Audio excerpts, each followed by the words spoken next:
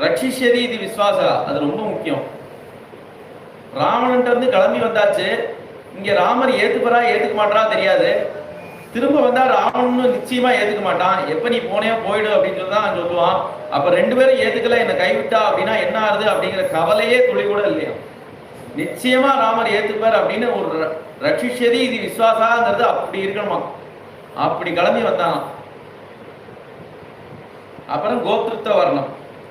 யார அவர் தேர்ந்தெடுத்துக்கிற கோப்தா அப்படின்னு, சர்வலோக சரண்யாய ராகவாய மகாத்மனேங்கிறார். என்ன ஒருத்தனை ரட்சிக்கக்கூடியவர் இல்லை, அவர் சர்வலோகத்தையும் ரட்சிக்க வந்தவர். அவர்னா நான் தேர்ந்தெடுத்துக்கேன் அப்படிங்கிறார்.